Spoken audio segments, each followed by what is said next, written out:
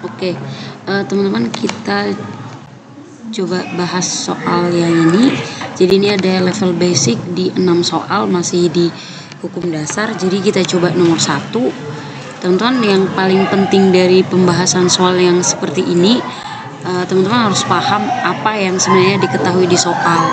Lalu yang ditanya di soal juga apa. Jadi kalau kita baca di sini kan dia nanya massa ya. Kalau massa kan berarti kita masuk ke, kalau nggak Proulx, Dalton itu bisa juga Lavoisier. Cuman karena di sini udah ada kata sistem atau wadah tertutup, berarti ini akan masuk ke hukum Lavoisier atau hukum perbandingan massa. Hukum kekekalan massa. Yang mana massa zat di kiri akan sama dengan massa zat di kanan. Jadi kalau kita baca soal, teman-teman bisa baca 11,2 gram. Berarti masanya si besi di sini adalah Fe, itu sebanyak 11,2 gram. Kemudian ada belerang atau sulfur itu sebanyak 6,4 gram. Kan ini direaksikan pada sistem tertutup. Nah, ditanya massa besi 2 sulfida. Nah, besi 2 itu berarti menunjukkan dia Fe2+, sulfida berarti dia menunjukkan ion S2-, yang mana kalau kita gabungkan 2+ dengan 2- kan itu sebanding ya. Berarti rumus kimianya adalah FeS. Berarti yang ditanya di sini itu adalah massa FeS gitu ya. Jadi sesuai konsep hukum kekekalan massa zat di kiri sama dengan massa zat di kanan. Berarti di sini massa Fe kalau ditambah dengan massa S itu akan sama dengan massa si FeS. Jadi kalau kita masukkan 11,2 gram. Oke, ini kalau kita masukkan 11,2 gram ditambah dengan 6,4 gram, itulah massanya si FeS. Berarti 17,6 gram itulah massa dari besi 2 sulfida yang terbentuk dari reaksi ini. Kira-kira itu untuk soal nomor 1. Oke, kita ke soal nomor 2. Baik, teman-teman, di soal nomor 2 ini bisa dibaca kembali juga. Kalau kita perhatikan di sini kan ada 2 unsur yang bereaksi ya. Jadi ada besi. Nah, mungkin ini boleh kita tulis dulu, diketahui. Oke, jadi diketahui di sini massa besinya itu 21 gram. Kemudian massa belerang masih sama, itu 12 gram. Oke, 12 gram. Nah, ini membentuk senyawa besi belerang. Atau ini mungkin lebih tepatnya bisa disebut sebagai besi sulfida ya. Oke, istilahnya besi yang mengandung belerang gitulah. Tapi teman-teman baca di sini, ditanya di sini adalah perbandingan massa. Yang artinya kalau dia perbandingan massa, kemungkinannya kan Proulx atau enggak Dalton.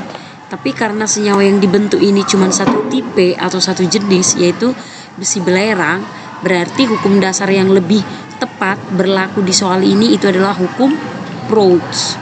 Kecuali senyawanya yang dibentuk lebih dari satu, berarti itu masih ada kemungkinan ke Dalton. Jadi sekarang di sini yang ditanya itu adalah perbandingan massa Fe dengan massa S. Istilahnya perbandingan tetapnya berapa sesuai dengan hukum Proulx. Kemudian di sini diketahui besi belerang yang terbentuk atau produknya itu sebanyak 33 gram. Nah, soal ini kategori soal sederhana karena ada kata-kata tepat bereaksi. Jadi kalau teman-teman baca di sini kan ini ada kata tepat bereaksi. Lalu kalau kita baca kembali data ini teman-teman bisa lihat massa dari besinya yang bereaksi 21 dengan 12 itu menghasilkan 33. Berarti ini menunjukkan massa dari besi dan belerang itu tidak ada yang bersisa atau habis. Berarti untuk mencari perbandingan kita bisa langsung gunakan massa ini karena dia nggak sisa atau dia habis. Berarti ini tinggal 21 berbanding 12. Jadi ini kalau misalnya di soal ketemu kata-kata tepat bereaksi lalu massa produk sama dengan massa yang bereaksi, nah itu bakalan bisa digunakan langsung untuk mencari perbandingan tetap. Jadi 21 sama 12 ini kita bisa sama-sama dibagi 3 biar lebih sederhana. 21 bagi 3 itu dapat 7, 12 dibagi 3 itu dapat 4. Jadi perbandingan tetap antara massa besi dengan belerang di soal ini itu dapat 7:4. Kira-kira begitu untuk soal nomor 2. Kita coba ke soal nomor 3.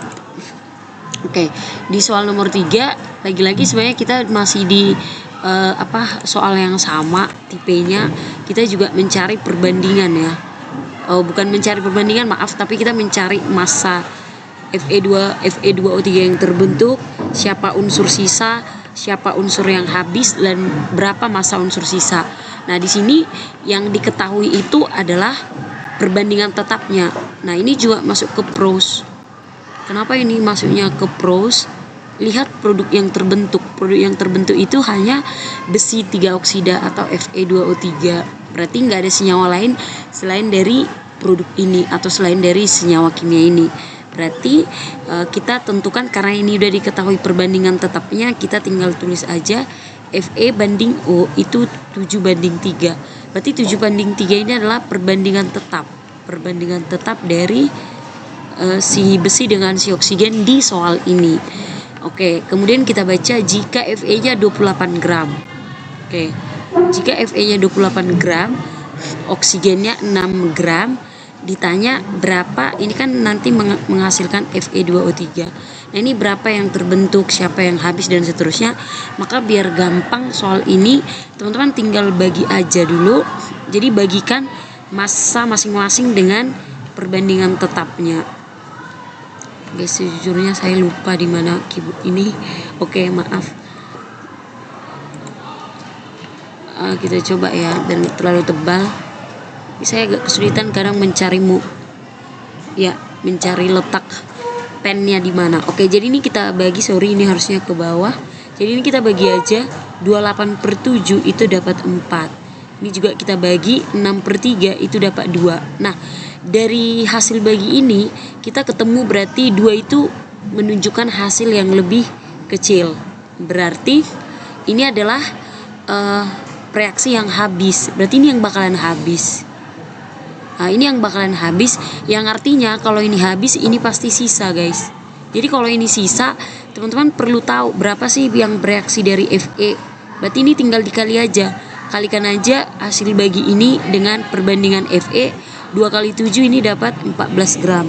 Berarti untuk memenuhi perbandingan 7:3, ketika O-nya 6 gram, si Fe-nya mesti 14 gram gitu, guys.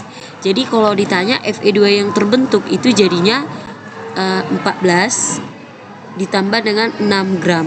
Jadi 14 Fe yang bereaksi dengan 6 gram O yang bereaksi, ini ketemu 28 gram. Nah, siapa unsur sisa? Unsur sisa kita udah ketemu dari sini. Itu adalah unsur Fe. Siapa unsur yang habis? Unsur yang habis itu adalah si O. Nah, berapa banyak sih O yang sisa? Massa sisa atau massa unsur sisa. Kan ditanya massa unsur sisa. Caranya berarti yang sisa itu berarti si Fe kan tadi. Jadi ini kurangkan aja data yang diberikan, massa yang diberikan kan 28, yang bereaksi 14, berarti yang sisa adalah 14 gram. Kira-kira begitu, guys. Jadi langkah pertama tadi tentukan perbandingan tetap yang didapat dari soal, kemudian masukkan massa masing-masing sesuai data, lalu bagi hasil bagi terkecil itu bakalan habis. Kemudian untuk mencari yang sisa, berapa banyak yang sisa kan teman-teman harus tahu berapa yang bereaksi. Jadi setidaknya 14 gram inilah yang bereaksi. Nah, yang sisa ini berarti 28 kurang 14 dapat 14 gram. Kira-kira gitu untuk yang soal nomor 3. Oke, kita ke soal nomor 4. Oke, teman-teman di soal nomor 4 saya mau coba warna lain kali ya, guys. Oke, jadi di soal nomor 4, jadi kan ini ada 2 unsur ya, ada unsur A dan unsur B. Nah, ini dibaca membentuk 2 macam senyawa. Berarti kalau dia udah 2 macam senyawa, ini adalah penerapan dari hukum Dalton. Jadi ini hukum Dalton, guys. Oke, jadi kita bisa buat ini ke tabel biar lebih simple. Ini unsur A, unsur B, terus kita tulis senyawa. Nah, karena ini ada 2, berarti senyawa pertama dan senyawa kedua. Sini kita kasih ya kolom lah sama baris gitu ya. Oke, jadi kita pindahkan data ini ke tabel. Di senyawa pertama A itu 25%. Di senyawa kedua A A-nya 20%. Oke.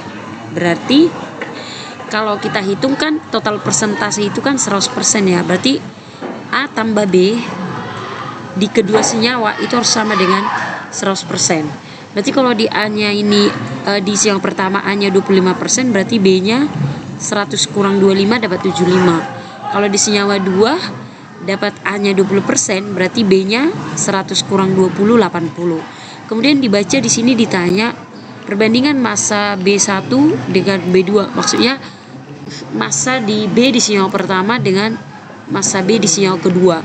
Kalau ini ditanya artinya teman-teman A1 harus sama dengan A2. Kenapa? Karena bunyi hukum dari Dalton itu kan kalau ada dua unsur yang membentuk senyawa lebih dari satu dan jika massa salah satu dibuat sama, maka perbandingan unsur lainnya adalah bilangan bulat dan sederhana. Artinya kalau misalnya perbandingan B-nya yang ditanya, berarti A-nya yang kita buat sama ataupun sebaliknya. Jadi caranya teman-teman cari aja pengali atau samakan dia ke KPK gitu ya. Jadi kayak 25 sama 2 kan mungkin bisa disamakan ke 100 lah ya, ke 100. Jadi ini kita kali 4, ini kita kali 5. Otomatis ini kan jadinya 100%. Ini jadinya 100%. Pengali yang digunakan untuk senyawa A, senyawa pertama untuk A, berarti ini istilahnya pengali yang di A dikalikan juga untuk yang di B senyawa 1. Di sini kali ya guys, karena ini mepet. Ini dikali 5. Jadi B1 banding B2, berarti itu jadi 75/100 dikali 4 berbanding 80/100 dikali 5. Jadi ini kan dapatnya 300/100 berbanding 400/100. 300/100 kan itu sama aja sama 3 ya. 400/100 sama aja 4. Udah kita ketemu perbandingan B1 dan B2 itu dapat 3/4. Kira-kira gitu untuk soal nomor 4. Kita ke soal nomor 5. Oke. Di soal nomor 5 kita dikasih senyawa berbentuk gas. Berarti kalau kita udah berbicara gas, kemungkinannya ini kalau ini harusnya gas juga seharusnya ya. Oke lah, tapi tergantung soal lah, bisa juga liquid, jadi nanti kita sesuaikan sama reaksi aja ya. Jadi kalau misalnya reaksinya berbentuk gas, berarti kan kemungkinannya kalau nggak Avogadro itu Gay-Lussac. Tapi karena di soal ini dia menanyakan volume, berarti ini lebih pas ke Gay-Lussac. Berarti soal ini itu lebih tepat penerapan dari Gay-Lussac. Oke, jadi kalau misalnya kita baca hitung volume oksigen, berarti setiap kita mengerjakan soal yang berhubungan dengan Gay-Lussac dan diketahui reaksi, berarti langkah pertama teman-teman wajib setarakan reaksi. Jadi ini kita tulis dulu C3H8 gas tambah O2 gas menghasilkan CO2 gas tambah H2O liquid. Nah kita masuk ke konsep penyetaraan. Jadi ini C-nya kan ada 3 ya guys. Ini C-nya 3, ini 1, berarti ini kita kali 3. Terus ini hanya 8, ini 2, berarti ini kita kali 4. Terus kita hitung O, 3 kali 2 kan 6. Tambah 4 kali 1 itu 4, berarti total O di kanan itu 10. Berarti O yang di kiri juga harus sama. Jadi boleh dibagi 10 bagi 2, berarti ini harus dikali 5. Artinya 5 kali 2 kan 10 ya. Jadi O kiri sama dengan O kanan. Nah langkah kedua kita tentukan perbandingan koefisien. Karena di Gay-Lussac itu konsepnya apa?